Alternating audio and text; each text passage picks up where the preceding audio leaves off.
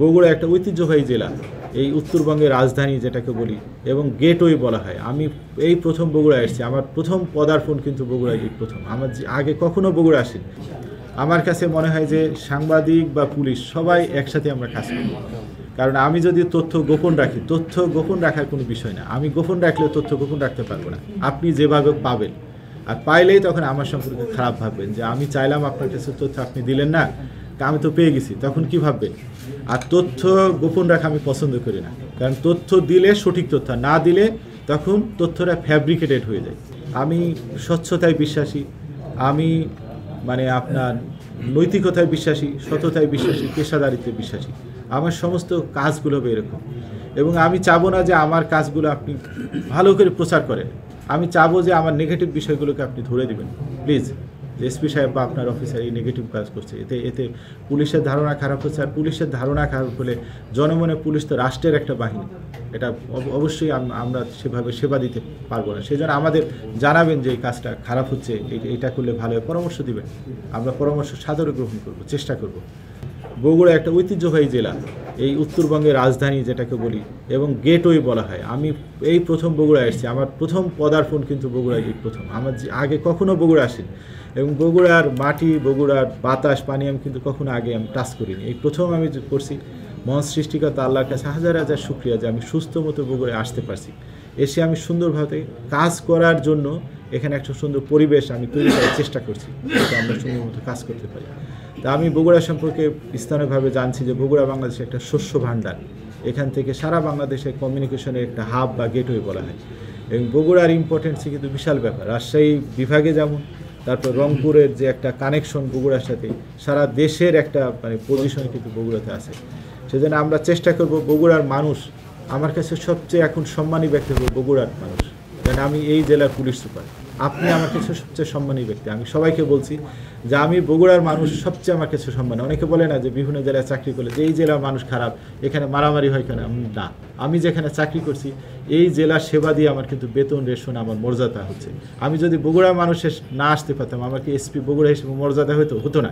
সেজন্য এই জেলার যারা জনগণ আছে তারা আমার কাছে সবচেয়ে মর্যাদাশীল। এখন এই মুহূর্তে আমি মনে করি বগুড়া জেলা আমার একদিনে যেটা মনে হলো, বগুড়ার মূল সমস্যা যেটা হয়েছে, আমি 4 থেকে 5টা আমাদের সমস্যা হয়েছে। তার মধ্যে 1 নম্বর যে সমস্যাটা সেটা যানজট। আমার কাছে শুনে মনে হলো যানজট। এরপরে মাদক, বিশাল একটা এখানে সমস্যা। এরপরে হলো ওই যে বিভিন্ন কিশোর গ্যাং টাইপের চাকু মারা, যে একটা সমস্যা আমরা পাইছি। আর সর্বশেষ যে বিষয়টা বললো যে বিভিন্ন থানার যে কার্যক্রমগুলো এখনো পুলিশ শুরু করতে পারেনি।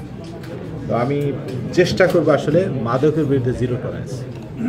আমি মাদকের বিরুদ্ধে জিরো টলারেন্স। এখন কতটুকু সফল হবে আমি জানি না, সফল নাও হতে পারে। সবাই যে সফল হবে এটা আমি চেষ্টা করবো আসলে। এটা আমার সবচেয়ে, এটা আমার মাদক সবসময় এটা ক্ষতি করে একটা জিনিস।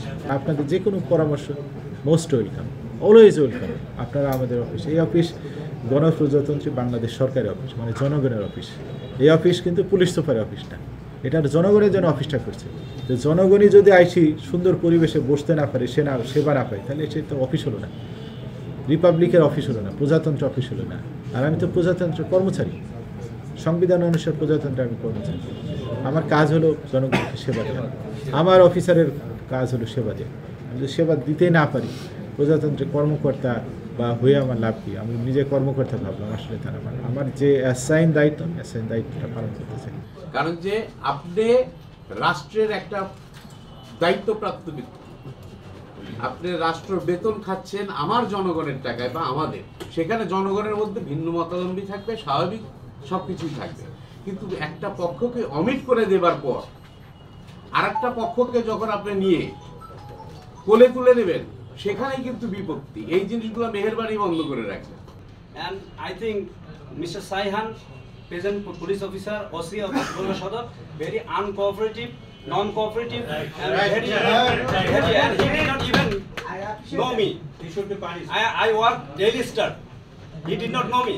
Mr. Sharapat here, media person. Please call him. Can he tell me my name? আমার অফিসটা নগর বাড়িতে, সদর পুলিশ ফাঁড়ির পাশে। ওখানে বিগত সময় মাদক সেবীদের এত উৎপাত হয়ে গেছিল, আমি সদর ফাঁড়ির ইনচার্জকে ফোন করলাম, ভাই একটু সহযোগিতা করেন। তো যাকে পাঠানো হয়েছে তাদের সাথে এত সখ্যতা যে আমি বলে মনে বোকা হয়ে গেছি।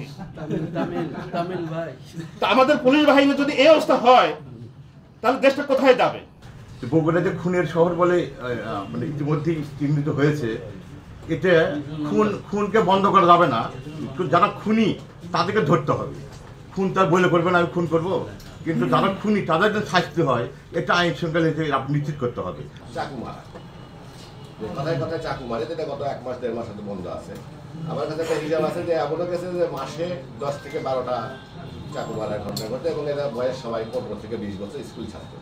এমন অনেক স্কুলে দেখা গেছে যে স্কুল ব্যাগের মধ্যে চাকু নিয়ে যায়, স্কুলের মধ্যে চাকু মারে, কথায় কথায় চাকু মারে, এবং এর অধিকাংশ ক্ষেত্রে মারাও যায়। এই চাকু মারা যারা এই সাথে জড়িত ছিল তারা হয়তো কোনো কারণে নানা কারণে এখন হয়তো আত্মগোপনে আছে বা সরে আছে। এটা যেন আবার চালু না হয়, এই বিভিন্ন মনে মনে আড্ডা এখান থেকে যে চাকু মারার এই বিষয়টা ছিল, এটা একটু আপনি দেখবেন যে এটা যেন আবার পুনরাবৃত্তি না হয়।